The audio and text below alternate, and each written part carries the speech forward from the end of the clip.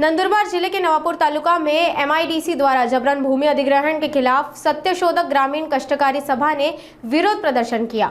बिना उचित मुआवजे और कानूनी प्रक्रिया के आदिवासियों को जमीन हड़पने के आरोप लगाए गए। नंदुरबार जिले के नवापुर तालुका के नांदवन क्षेत्र में महाराष्ट्र औद्योगिक विकास महामंडल द्वारा किए जा रहे भूमि अधिग्रहण का विरोध जारी है। सत्यशोधक ग्रामीण कष्टकारी सभा ने आरोप लगाया है कि बिना उचित मुआवजे और कानूनी प्रक्रिया का पालन किए आदिवासियों की जमीन पर जबरन कब्जा किया जा रहा है। आज विरोध प्रदर्शन के दौरान बड़ी संख्या में ग्रामीणों, किसानों और सत्यशोधक ग्रामीण मजदूर सभा के नेताओं ने सड़क पर जाम लगा दिया और एमआईडीसी के कार्यों को रोकने का प्रयास किया। प्रदर्शनकारियों का कहना है कि अधिकारियों ने सरकार को गलत जानकारी देकर कंपनियों को लाभ पहुंचाने की कोशिश की है। ग्रामीणों ने विरोध के बावजूद पुलिस बल तैनात कर जबरन सड़क निर्माण का कार्य शुरू किया है।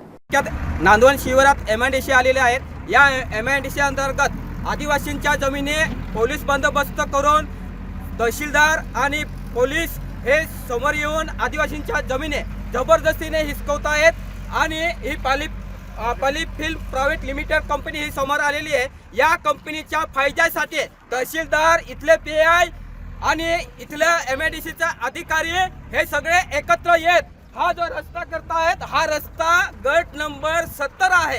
या 70 गट नंबर हा काय अधिग्रहण झालेला नाही।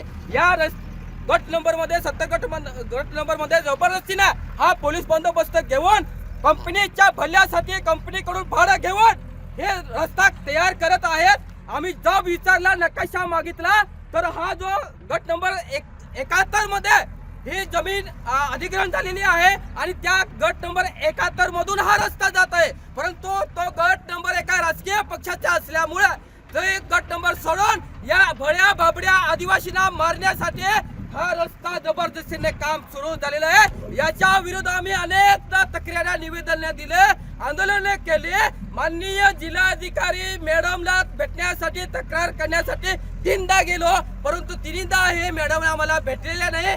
त्या काल इथं नवापूरला आल्या आणि त्या यांना सांगून गेल्या। आम्हाला शंका आहे की या कंपनीने त्या मॅडमला सुद्धा काहीतरी चिरमिरी दिली असेल, म्हणून हा जबरदस्तीने या 70 गट नंबर मध्ये रस्ता तयार करण्याचे काम सुरू आहे। आम्ही आज इशारा देतो, समोर तहसीलदार साहेब जाधव साहेब आहेत, पीआय साहेब समोर आहेत, एमआयडीसीचे अधिकारी आहेत, त्यांना इशारा देतोय की हे बेकायदेशीर काम हे जोपर्यंत तुमच्यावर आदिवासी अन्याय अत्याचार प्रतिबंधक कायद्याअंतर्गत एट्रोसिटी अंतर्गत गुन्हा दाखल होत नाही तोपर्यंत कुटुंबासहित तहसील कचेरी समोर, पोलीस स्टेशन समोर आम्ही कुटुंबासहित, घर वाचल्यासहित उपोषणाला बसणार आहोत। आमच्या जीवाला काही बरे वाईट झाले तर इथल्या एसपी, इथल्या तहसीलदार, एमआयडीसीचे अधिकारी, इंजिनियर असेल किंवा पाटील साहेब असेल, हे आमच्या जीवाचे काही बरे वाईट झाले त्याची जबाबदारी त्यांची राहील, हे आज आम्ही इशारा देतोय।